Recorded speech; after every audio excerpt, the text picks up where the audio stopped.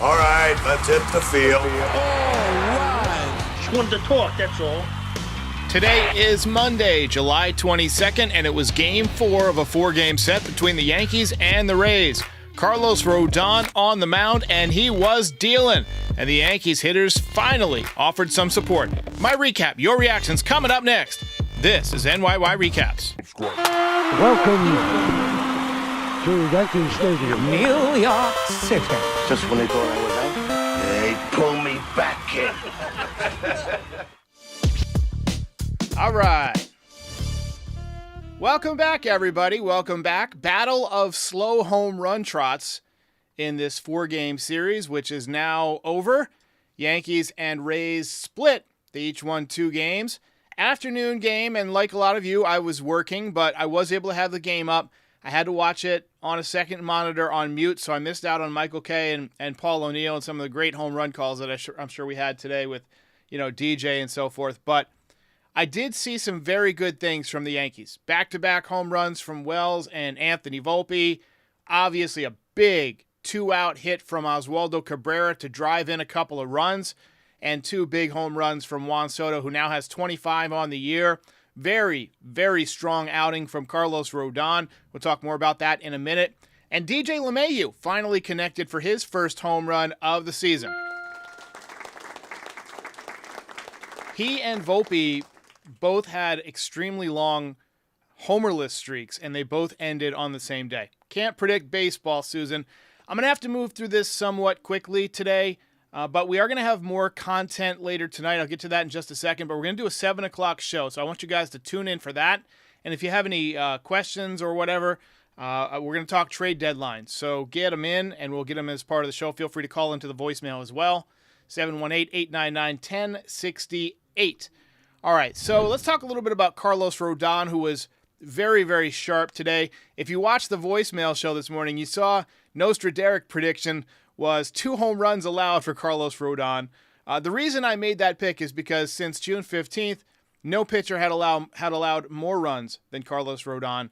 So Rodon basically told me to take my prediction, turn it counterclockwise, and stick it straight up my candy ass. He got through the first inning without allowing 8 runs, always a positive start for him. And then he settled in and does what he usually does, which pitch well for 3 or 4 innings. And you look up through the 4th inning, and he's got a no-hitter going. So you're feeling pretty good. He was efficient. He did give up a home run in the 5th, but he settled back in. He prevented further damage. He got through 7 strong innings, 2 hits allowed, 1 run, 2 walks, 10 strikeouts. And honestly, he needed that as much as anybody has ever needed that. 101 pitches, 67 strikes, 16 swings and misses. Topped out over 97 miles an hour, so the heat was there. And it's good to be, it's good to see him kind of turn it around a little bit, even if it's just for 1 start. We'll see if he can maintain it. That's the real question. Can he go on another one of those runs like he had earlier this season? But he put a stop to the bleeding for 1 day anyway. He gets to sit on this good outing for a week until his next start, or 5 days, whatever it is. And hopefully he can turn in another good one.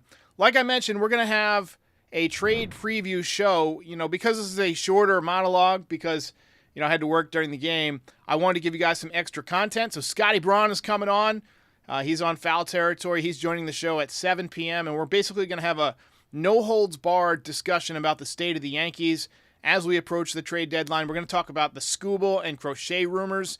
We're going to also discuss the total mismanagement of Gleyber Torres. So 7 p.m., tune in for that, and let's get to the recap. All right, let's go. Let's get it going.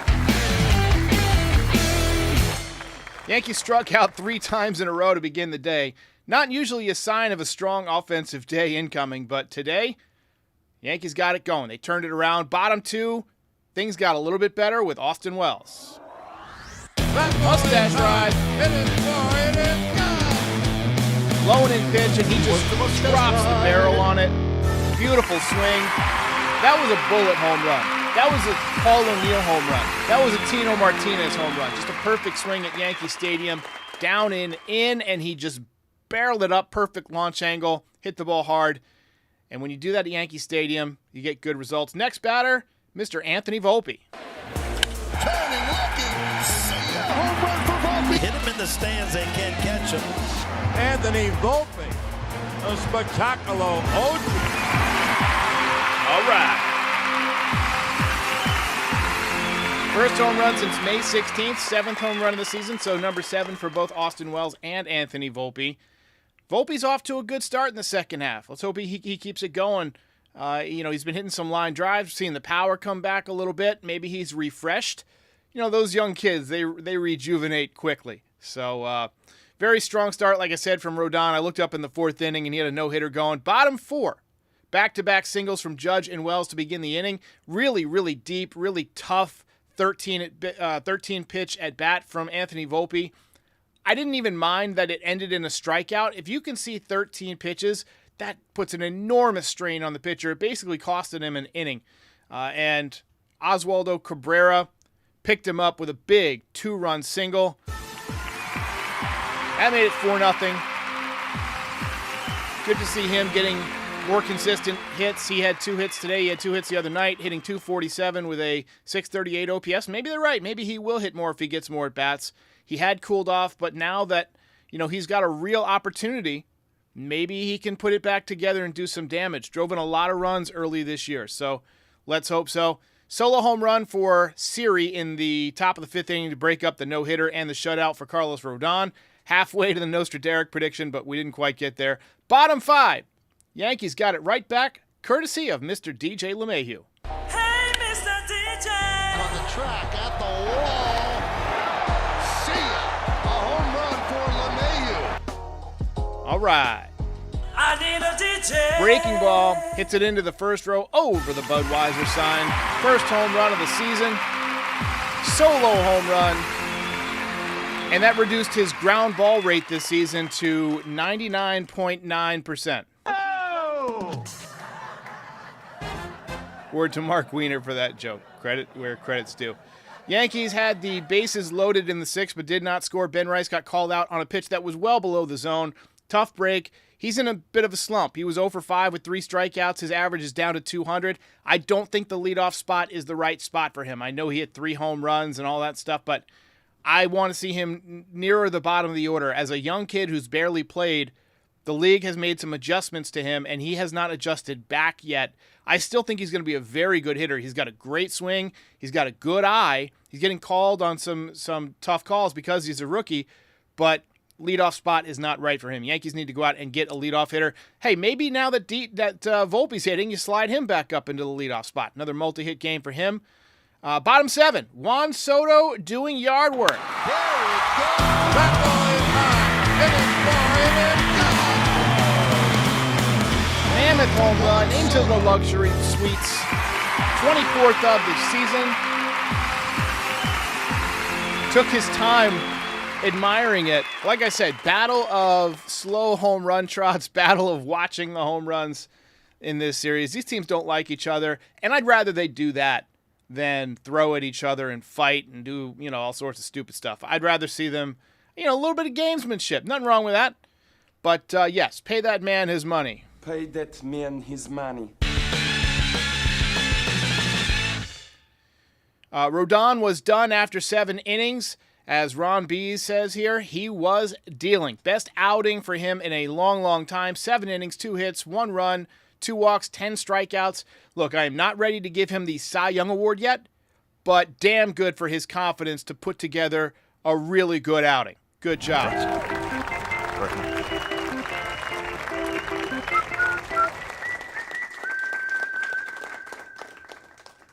Samantha T says, every time Rodon pitches, I'm afraid I'm going to have to watch him cry again. Yikes. He did do well today, though. He pitched well. Got to give him credit where credit's due. Nice outing for Carlos Rodon. Yankees got some insurance from Juan Soto with another 3-run home run in the 8th inning. I didn't have time to get the highlight, but 25 dingers now for him. And the Yankees hang on to win, and they split the series, and they win the season series against the Rays. Ball game over. Yankees win. Yankees win.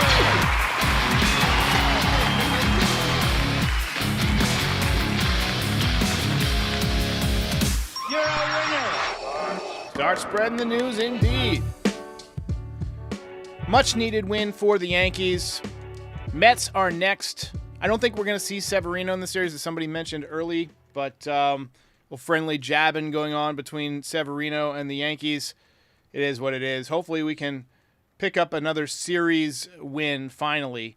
You figured when you broke the streak against the Orioles, and then you had, you open up the second half at home, you figured, maybe you can get 2 in a row, 3 in a row maybe, and start a nice little streak of series wins.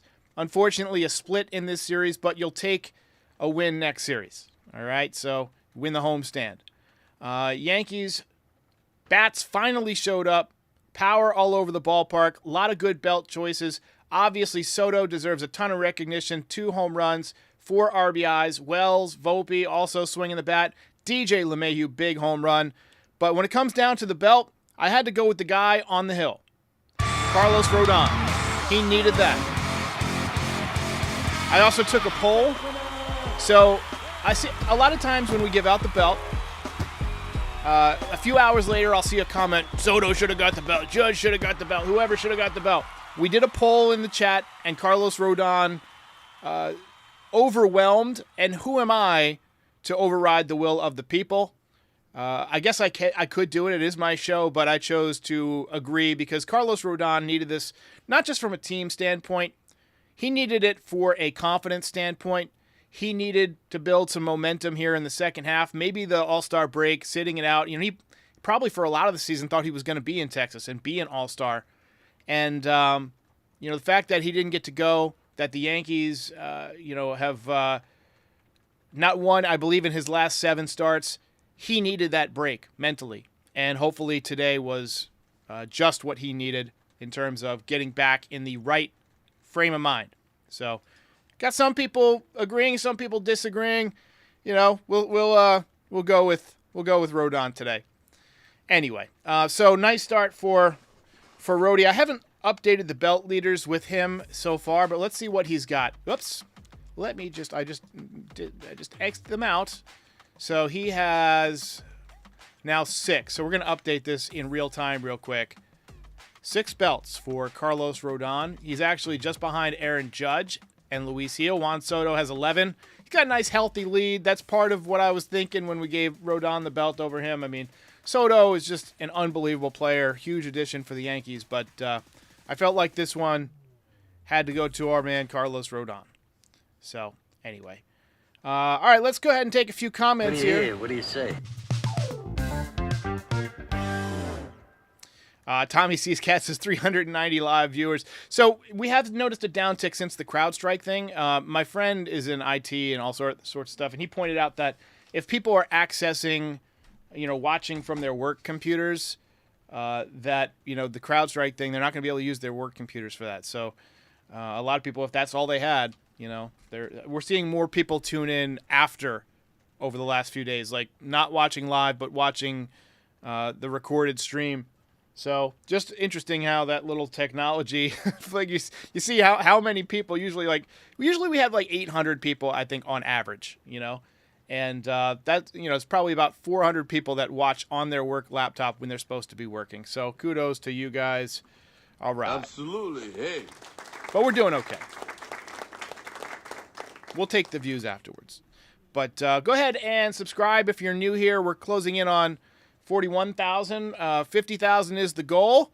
Trying to get there. Hopefully by the end of the season. Usually the end of the season is our biggest point, in the playoffs and then the off season. But go ahead and subscribe now because we are live after every single game. We're going to do a show tonight at 7 p.m. with Scott Braun. I mentioned that if you're just joining. We're going to talk trades, all that good stuff. Let's take a few more comments here. Jairus McClure says, think they will start to go with Oswaldo more often at second.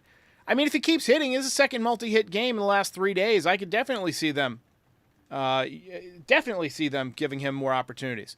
Landon Thompson says almost 40 seconds around the bases is crazy. Siri is a weird dude. Yeah, I think that the Yankees didn't like that too much.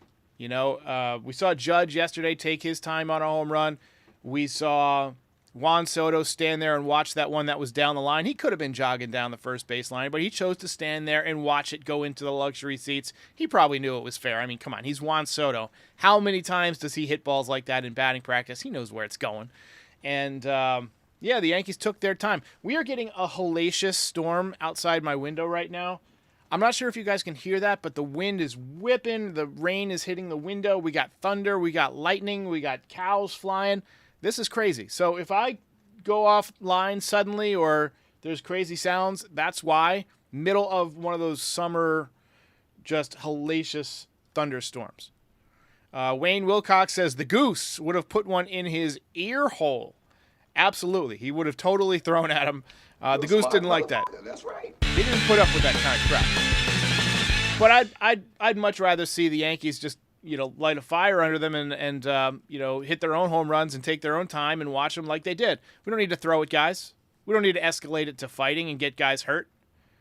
I like the gamesmanship, If Siri wants to hit a home run and take his time, let him. Just do the same thing. Do what Aaron Judge did. Aaron Judge hit that ball so high yesterday that it took like a minute and a half to come down. And he just stood there and watched it the whole time. So, anyway. Calvin Bonilla says, let's get NYY Recaps to 50,000. Absolutely. Absolutely. Hey. Christian Santiago says, if Oswaldo keeps hitting, keep him in the lineup. I think you have to go with the hot hand at this point. I mean, there's not enough guys hitting that you can afford to sit anybody who is hitting. I know that DJ hit his home run today. He'll probably be back in the lineup. But Torres hasn't done much lately. Oswaldo should be back in there at second base tomorrow. You run DJ back out there tomorrow to see if he hits. Wouldn't shock me if the Yankees made a move at some point to move Gleyber Torres off this team because he's not adding a ton of value. We'll talk about that tonight with Scott, but that would at least make some more bats for Oswaldo. But I wish they had left Vivas on the roster. I really wanted to see what he was doing. I'm actually going to pull up his stats on the season in AAA real quick, and we can take a look at how Yorbit Vivas is doing. He's only hitting .250. He's got 5 home runs. He's got 10 stolen bases. But look at the on-base percentage, .390. That's elite. That's mastery of the strike zone. .780 OPS. So, left-handed hitter. He's 5'9", does not have a huge strike zone. That should play at Yankee Stadium. Good command of the zone and a guy who hits the ball in the air. He hasn't had a ton of at-bats, only 172 at-bats. But he looks athletic. We saw him in spring training. I think there's something there. I think the Yankees should get him back up here ASAP. Anyway, Alex says it's Vivas time. I think I agree. I think I'm there. I'm there. And I'd have no problem starting Oswaldo over DJ. I know DJ hit the home run today, had some better at bats, but I'd still go with Oswaldo over DJ tomorrow if I were making out the lineup. It's just how I feel. All right, let's wrap it up. Again, we'll be back at 7 p.m., so tune in for that. Reminder to check out NYY Recaps on all your favorite podcast platforms. So even if you can't catch the show on YouTube, you can catch it on, on your audio platforms, on your walk, when you're walking your dog, or on your commute, so forth. And go ahead and call in to the voicemail show, 718-899-1068. We're going to do a voicemail show tomorrow. We do a voicemail show after pretty much every game. Not every game, but most of the time. And if you have anything for Scott Braun, call in before 7 o'clock, and we'll try and get it as part of the show. So, finally, the Yankees win, and we can all kind of take a deep breath. We did not lose the series. And then tomorrow, we got the Mets.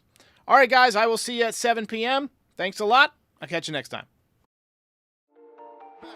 Track, wall, see ya! Hey, thanks for watching the podcast. I'm sure I mentioned this during the show, but just in case I didn't, be sure to like and subscribe. It's very important. It helps other fans find the channel, helps grow the Yankees fan community on YouTube. So go ahead and hit those buttons real quick for me if you get a chance, and we'll see you next time.